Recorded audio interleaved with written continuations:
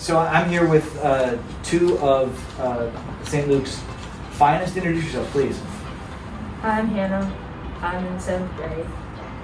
And I'm Tucker, and I'm in the 7th grade. So two 7th graders. Both of you are on university now, but you were on Japonica, Yes, sir. right? When did you start at St. Luke's?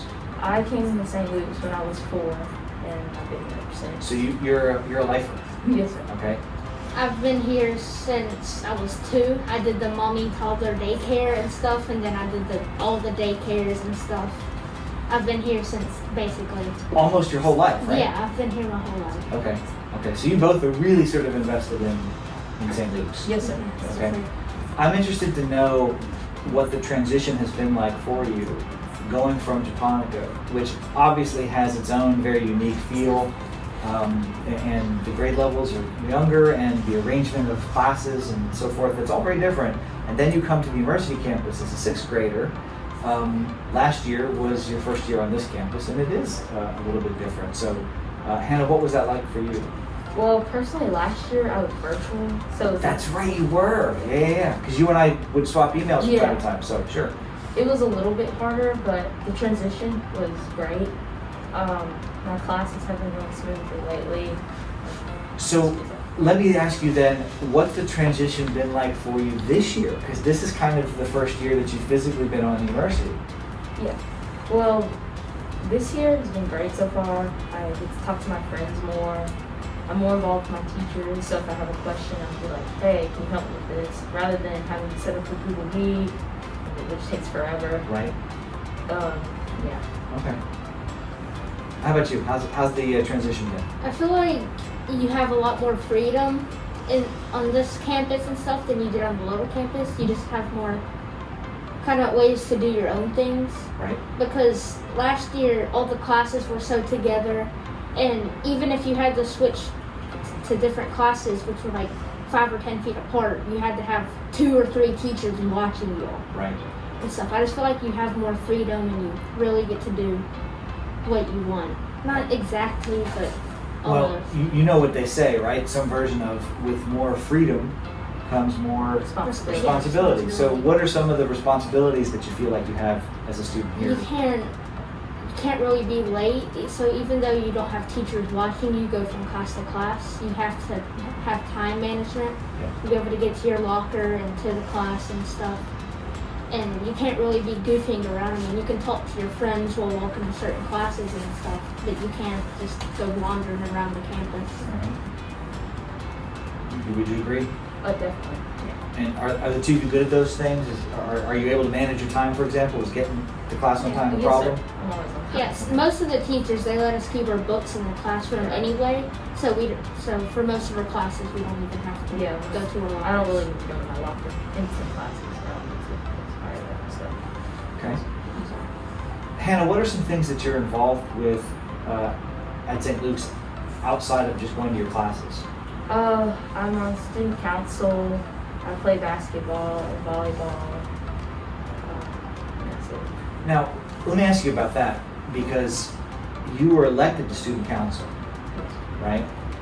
When was that election? That was like 2 weeks ago. I ran for homeroom representative. Yeah.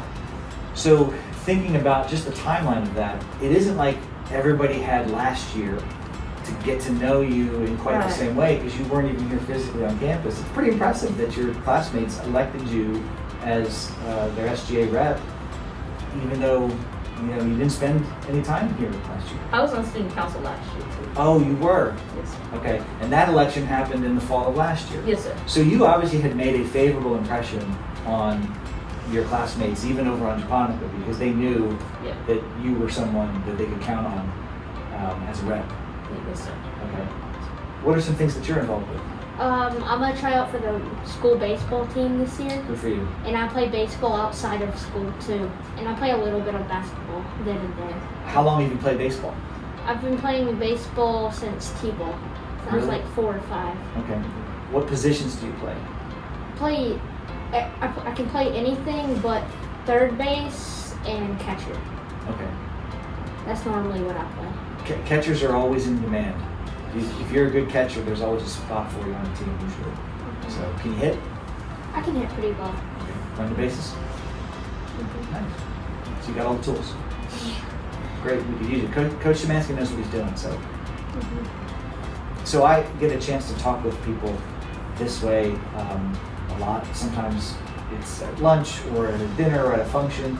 Maybe it's in my office for a meeting. And whenever I'm talking to folks that I haven't spoken with before at any length, I will always ask them this question.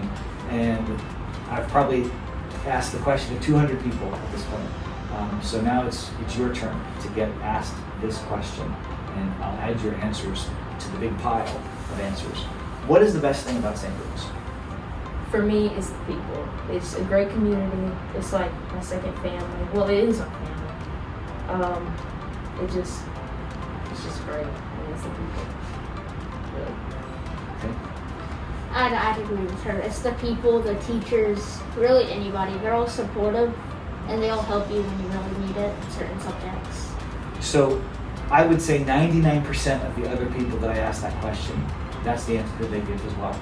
Right? So I will also then use the opportunity to remind you of something, which is your answer when you said the people. You were really talking about other people, okay? But when those other people are asked the question and they say the people, they're talking about you.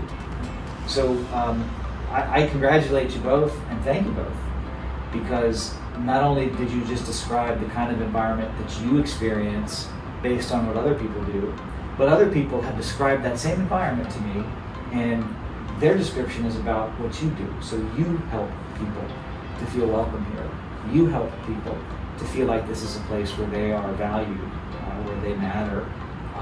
You are the ones that are a good friend to others, that are there to be supportive, to stand up for what's right, to speak up for people that maybe don't speak up for themselves. All of those things that make St. Luke's a special place. It isn't just about what other folks do, it's also about what the two of you do. So I appreciate that. Thank you. Thank you. Thank you.